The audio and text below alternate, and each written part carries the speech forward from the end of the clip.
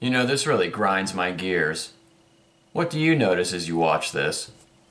6 of the victims who died were Asian women, a chilling detail leaving many in the Asian American community worried that the shootings could be the latest in a disturbing string of hate crimes. 8 people murdered in roughly 1 hour, 6 of them Asian women. 2 victims were white, including Margaret Rushing's daughter, 33-year-old Delana Ashley Yon. This is the hardest thing I've ever in my whole life had to deal with. NBC and CBS report on this the exact same way, but notice how they mention 8 people killed.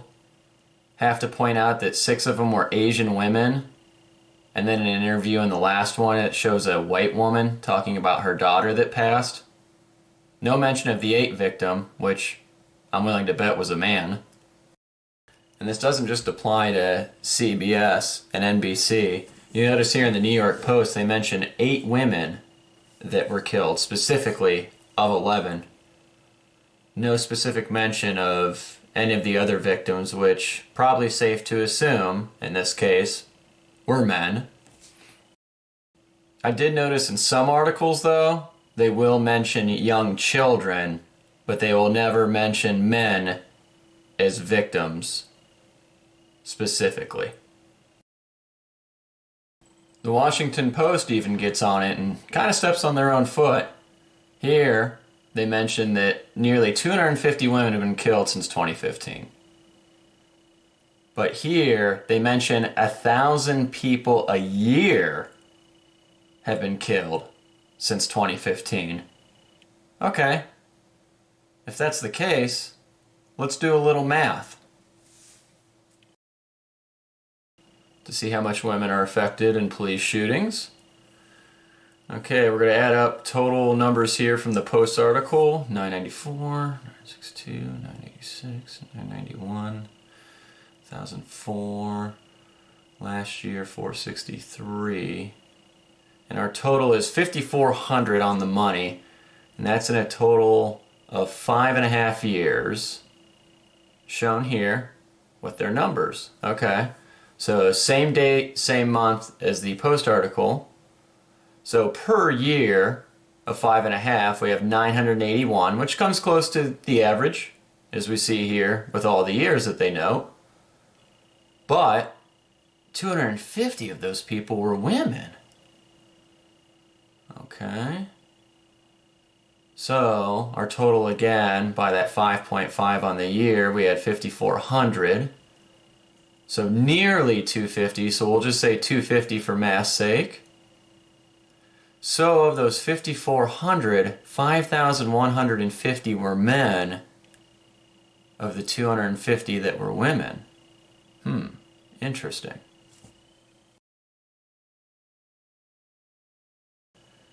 $5,150 divided by 5,400 will get us the percentage of men multiplied by 100. So of people that are killed by police, humans, 95.37%, rounded to the nearest hundredth, are men, which means that 4.63% of the victims of the police fatally shooting people are women. But interestingly, there's a Post article that specifically mentions women and numbers, but doesn't mention that men are 19 times more likely, 19 out of 20, to be shot as opposed to 1 out of 20 for women in the cases. But that doesn't stop them from making an article specifically noting that women are victims of these shootings over those 5.5 years.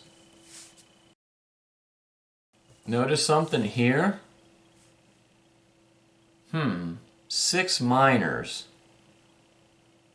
That's odd, there's no mention of women. That picture looks like just men that are working here in these mines, but no women. We're not going to mention them as fathers, brothers, or anything like that. We can mention mothers and daughters, but these are just minors.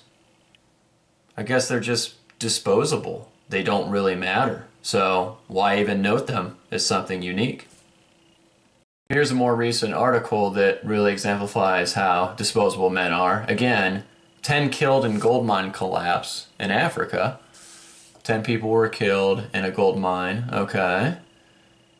No mention of women, no mention of mothers, no mention of daughters. So I want to assume that these people that go unmentioned, unnamed, can't be women, can't be children. They must be men. Men that are doing this mining. Men that are going through everything.